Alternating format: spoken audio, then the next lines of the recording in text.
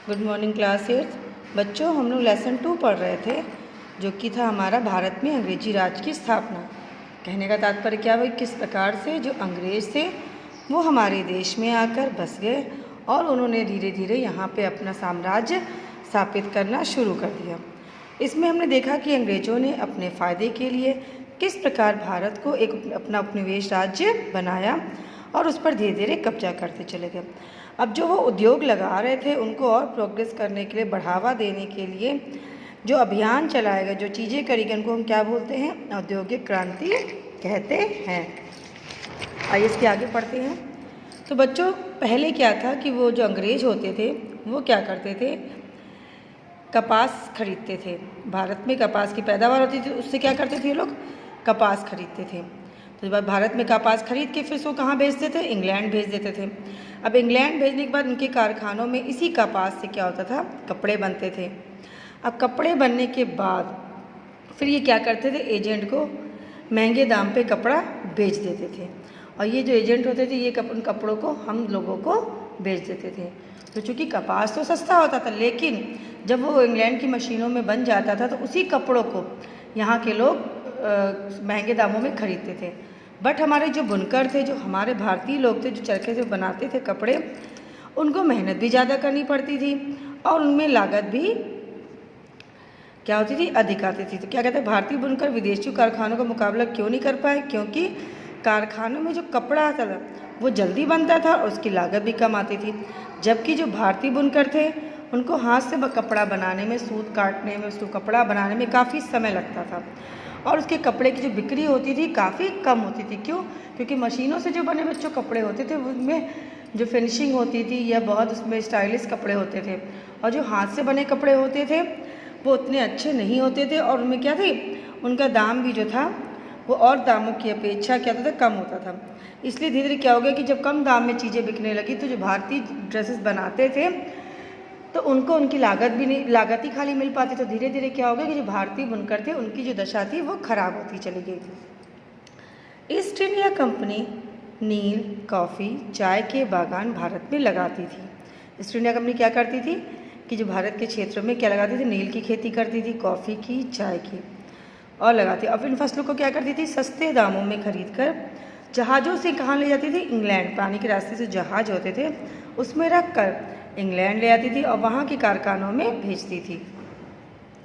अंग्रेज इंग्लैंड के कारखानों से तैयार माल जैसे कपास से कपड़ा, चाय पत्ती, कपड़ा रंगने के लिए तैयार नील आदि जहाज़ों के माध्यम से भारत एवं यूरोप में अधिक दाम में बेचते थे। तो ये जो फसलें उन्होंने उगाई थी, चाहे वो नील की हो, चाहे वो कॉफ़ी की हो, चाहे वो चाय की हो, उसको वो क्या करते थे? भारत में भी और यूरोप के कई जगह पे क्षेत्रों में यूरोप के उसको क्या करते थे? अधिक रेट पे, अधिक दाम पे बेचते थे। अधिक दाम मतलब जैसे कि जो हमने 5 रुपये में कोई चीज़ खरीदी और हमने कहीं जाके उसको 7 रुपये में बेच दी, तो वो 2 रुपये में क्या मिला? हमारा प्रॉफिट मिला। उन्होंने व्यापार की यह सब चीज़ें लाने व ले जाने के लिए रेलवे लाइन, सड़कें और दूरसंचार आदि की व्यवस्था की। इससे व्यापार में तेजी आई। तो क्या किया? अब पानी के रास्ते से वो जो बड़े बड़े जहाज़ होते उनको आने जाने में बहुत समय लगता था। तो धीरे धीरे क्या किया? उन्होंने सड़कें बनवाना शुरू किया था, रेलवे लाइन पर ट्रैक बिछवाना शुरू किया, जिससे कि जो रेलवे लाइन है अच्छी अच्छी सड़कें बनवाई। अब इन रेलवे लाइन पर जब ट्रैक बिछ गया तो उस पर ट्रेनें चलने लगी। अब इन ट्रेन के माध्यम से क्या करते थे? वो सामान को ले जाते थे और वहाँ से पैसा खरीद के जो आता था, सामान से बेचने पे जो पैसा आता था उसको ले आते थे। धीरे धीरे अब एक जगह से दूसरी जगह के एजेंट से बात करने के लिए उन्होंने क्या किया? दूर संचार आदि की भी व्यवस्था की, जिससे वह एक दूसरे से बात करके सारी चीज़ें तय कर सकें। इससे व्यापार में तेजी आई और उनका दिन ब दिन मुनाफा बढ़ता चला गया। और यह सब करने के लिए उन्होंने भारत में अधिकारी रखे, जिससे भारत पर अपना वर्चस्व कायम किया। तो उन्होंने क्या किया बच्चों कि अब इतना सारा कार्य करने के लिए कुछ लोगों की ज़रूरत पड़ेगी। अब वही लोग, अब हम ये चाहें कि हम अकेले कानपुर में भी देख लें, कानपुर के सारे क्षेत्रों में चले जाएं, फिर लखनऊ में या लखनऊ के हर मोहल्ले में देख लें कौन क्या खरीद रहा है, तो ये तो पॉसिबल नहीं है ना। तो इसलिए क्या किया अंग्रेज़ों ने कि अपने कुछ आदमियों को, कुछ अधिकारियों को अलग अलग जगह पे रख दिया और उनसे पूछ के क्या कर लेते थे? वो उनसे पूछ के सारी चीज़ों का हालचाल ले लेते कि कितना कपड़ा है, कितना क्या है। और एक चीज़ के लिए और भी उन्होंने रखा था कि अगर वो अपना अधिकारी रखेंगे तो उनको सारी जानकारी मिलती रहेगी और भारत पर उनका वर्चस्व दबदबा कायम रहेगा। भारत में भी ईस्ट इंडिया कंपनी और फ्रेंच ईस्ट इंडिया कंपनी का व्यापार पर कब्जा करने के लिए एक दूसरे से लंबे समय तक लड़ती रही। अब भारत में जब एक दो कंपनियां और आ गई, जैसे ईस्ट इंडिया कंपनी थी, फ्रेंच ईस्ट इंडिया कंपनी आ गई, अब दोनों में क्या हो गया, आपस में कब्जा करने के लिए दूसरे से क्या हो गया, समय तक लड़ते रहे। एक कंपनी इस कोशिश में रहती कि दूसरे को भारत से खदेड़ कर सके। वो सोचती थी कि ये कंपनी चली जाए, मैं मुनाफा कमा सकूँ। दूसरी कंपनी सोचती थी कि ये कंपनी की तरफ भारत से चली जाए तो मेरा दबदबा पूरे भारत पर बरकरार रहे। इसलिए दोनों ही कंपनी अपने अपने क्या करती थी, देश इंग्लैंड व फ्रांस से सैनिक बुलवाने लगी। अब इस होड़ में कि मेरा दबदबा भारत पे रहे, मैं व्यापार करूं, मैं ज़्यादा से ज़्यादा मुनाफा कमाऊं, दूसरा सोचता कि मैं ज़्यादा से ज़्यादा मुनाफा को मेरे लोग यहाँ पे ज़्यादा रहे। धीरे धीरे क्या हुआ, दोनों कंपनियों ने अपने सैनिक भारत में रखने शुरू कर दिए और बाहर के देशों से बुलाने शुरू कर दिए। जब अपने अपने क्षेत्रों से उन्होंने बुलाने शुरू कर दिए तो उसको क्या करने लगे, वो भारत में रखने लगे। ब्रिटिश ईस्ट इंडिया कंपनी की ताकत बढ़ाने में लॉर्ड क्लाइव का विशेष योगदान था। दूसरी ओर डुप्ले ने फ्रांसीसी कंपनी का नेतृत्व किया। तो जो ब्रिटिश ईस्ट इंडिया कंपनी थी उसका नेतृत्व लॉर्ड क्लाइव कर रहे थे, जो दूसरी कंपनी थी फ्रांसीसी कंपनी थी उसका नेतृत्व कौन कर रहा था, डुप्ले कर रहे थे। अब है भारत में राज्य और विदेशी कंपनियों की सेना। अब जब देखा कि जो भारत में और भी नवाब थे उनकी भी अपने सैनिक होते थे, ईस्ट इंडिया कंपनी ने अपने सैनिक बुला लिए, फ्रांसीसी कंपनी ने अपने सैनिक बुला लिए।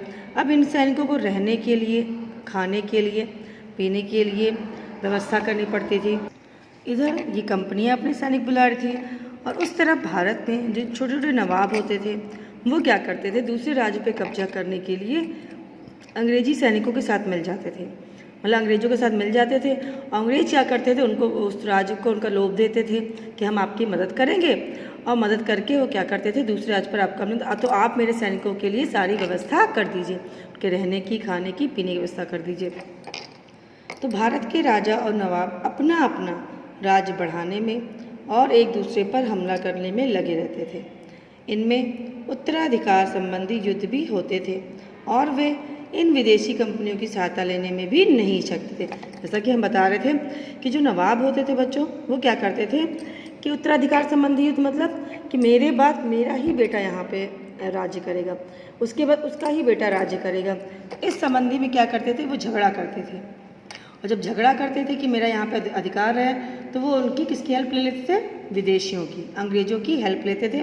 और हेल्प लेने में भी उनको वो कोई संकुचाहट या कोई संकोच नहीं होता था। दोनों कंपनियां इन झगड़ों में अपनी टांगें अड़ाने लगी। अगर कंपनी किसी राजा या नवाब का साथ देने को तैयार हो जाती और अपनी सेना उसके लड़ने के लिए भेज देती तो उस राजा का नवाब की ताकत बहुत बढ़ जाती।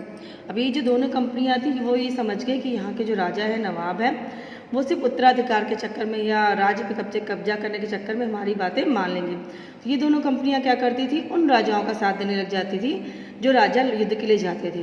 अब राजा भी क्या करते थे, इनका साथ पाकर युद्ध करने लगते थे और युद्ध करने के बाद उस राज्य पर अपना कब्जा, जो राजा जीत जाता था उस राज्य पे उस राजा का कब्जा हो जाता था। तो ये जो कंपनियां थी नवाब का साथ देने के लिए तैयार हो जाती थी। धीरे धीरे उस राजा या नवाब की ताकत बहुत बढ़ गई थी। यूरोपीय सेनाओं का बहुत बड़ा दबदबा था। धीरे धीरे क्या हुई, जो यूरोपीय सैनिक थे जो कि एक तो कुशल थे, जब वो बाहर से आ रहे थे वहाँ पे उनको अच्छा खाने पीने को था, उनको और अच्छी तरह ट्रेनिंग दी जाती थी, प्रशिक्षण दिया जाता था अच्छा। तो उनके और दूसरी चीज़ उनके पास बहुत अच्छे अच्छे अस्त्र थे, शस्त्र थे, तोपें थी। तो इस तरीके से जो वहाँ के सैनिक थे वो बहुत अच्छे थे। तो इसके चक्कर में जो राजा होते थे या नवाब होते थे उन सैनिकों की या उन विदेशी कंपनियों के सैनिकों की मदद ले लेते थे। यूरोपीय सेना के पास बेहतर नौसेना, तोपें और यूरोपीय बंदूकें थी। यूरोपीय सैनिक नियमित अभ्यास के साथ साथ अनुशासित भी। अब जो सैनिक होते थे वो रोज़ अपना अभ्यास करते थे। किसी भी चीज़ को बच्चों का हम अभ्यास करते हैं तो वो उस चीज़ में हम क्या हो जाते हैं, पारंगत हो जाते हैं, मतलब बहुत अच्छे हो जाते हैं। अगर हम मैथ के क्वेश्चन से प्रैक्टिस कर रहे हैं प्लस की, अगर हम रोज़ प्रैक्टिस कर रहे हैं तो हम क्या, हमको बहुत अच्छी तरह मैथ्स करनी आ जाएगी या ऐड के सम्स आ जाएंगे, कोई भी सम्स करने आ जाएंगे। उसी तरह जो यूरोपीय सेना के पास सैनिक थे वो रोज़ नियमित अभ्यास करते थे, परेड करते थे और अनुशासन में भी रहते थे। इन विशेषताओं के कारण यूरोपीय सेना का जो पल्ला था वो भारतीय सेनाओं पर भारी नहीं लगा। और जब भारतीय सैनिक जो थे वो ना ही ठीक से प्रशिक्षण कर पाते थे, ना ही उनके पास इतनी अच्छी अच्छी तोपें थी, सैनिक थे, इतनी अच्छी बंदूकें थी, और ना ही वो क्या करते थे, रोज़ प्रशिक्षण लेते थे। उसके कारण क्या हुआ कि जो यूरोपीय सैनिक थे वो भारत के सैनिकों पर भारी पड़ने लगे। मतलब कि यूरोपीय सैनिक जो थे उनका वो तेज होते चले गए और भारतीय सैनिक जो धीरे धीरे कम होते चले गए। क्यों? क्योंकि ना ही उनके पास अच्छा प्रशिक्षण था, ना ही उनके पास सारे जो साधन थे वो अच्छी मात्रा में उपलब्ध थे। तो धीरे धीरे क्या होने लगा कि जो राजा थे वो अपने सैनिकों को कम करते करके जो यूरोपीय सैनिक थे उनको अपनी सेना में रखने लगे। तो राजाओं की सैनिक ताकत बढ़ाने के बदले में कंपनियां उनसे क्या करती थी, व्यापार की कई रियायतें हटने लगी। अब जब राजा उनसे कहते थे कि क्या आप मुझे अपने सैनिक दे दिए, मुझे युद्ध करना, मुझे आपकी सहायता चाहिए, तो वो क्या करते थे अंग्रेज, इसके बदले में सैनिक देने के बदले या अपनी सहायता देने के बदले में आसपास की जो ज़मीन होती थी या आसपास के जो क्षेत्र होते थे या माल होता था या हीरे जवाहरात होते थे, उनसे क्या करते थे, ले लेते थे कि मैं आपको ये दे रहा हूँ, इसके बदले मुझे ये चाहिए, मुझे हीरे चाहिए, इसके बदले मुझे ये क्षेत्र चाहिए जहाँ पे मैं अपने सैनिकों को रख सकूँ, जहाँ उनकी हम खातिरदारी कर जाएँ, जहाँ उनको प्रशिक्षण दे सकें। इस तरीके से क्या था बच्चों कि राजाओं को सैनिक ताकत के बदले में दोनों कंपनियाँ उसके बदले में व्यापार की कई रियायतें ऐंठने लगी। राजा कंपनियों को सैनिक सहायता के बदले में उसे बहुत धन दे देते थे। यह धन कंपनी में व्यापार के काम आता था। अब कई बार कंपनी क्या करती थी, राजाओं से उसके राज का एक बड़ा इलाका भी भेंट में ले लेती थी। वैसे तो जो राजा होते थे वो तो उनको सारा धन देते ही थे, सारा धन, खाना पीना और घुड़सवार ये सब चीज़ें देते ही थे, लेकिन फिर भी कुछ राजा से क्या करते थे, जो यूरोपीय सेना होती थी या जो ईस्ट इंडिया कंपनी के लोग होते थे उनसे क्या करते थे कि इन सहायता के बदले में बड़े बड़े क्षेत्र, बड़े बड़े राज्य उसमें ले लेते, बड़े बड़े राज्य का एक बड़ा बड़ा हिस्सा ले लेते थे और धीरे धीरे इन्हीं हिस्सा के लेते लेते इन्हीं हिस्साओं को, इन्हीं राज्यों पे अपना कब्जा करते करते धीरे धीरे भारत में अंग्रेज़ों का दबदबा बढ़ने लगा और अंग्रेज़ों का कब्जा होने लगा। तो बच्चों आज बस इतना ही। नेक्स्ट वीडियो में हम आपको इसके आगे का पढ़ाएंगे। अभी मैंने जितने पढ़ाया वो आपको तैयार कर लेना है और कॉपी के फर्स्ट पेज पे ये वाली पिक्चर्स बना लेनी है कि किस तरीके से कपास खरीदना है, ये और ये, क्यों भारतीय वन को दिशा किस प्रकार खराब हो गई। ये पिक्चर्स आपको बना के अपनी कॉपी में कर लेना। कलरफुल बनाइएगा बच्चों, मतलब पेंसिल से थोड़ा जो शेड कलर कर सकते हैं वो कर दीजिएगा। ठीक है बच्चों, धन्यवाद।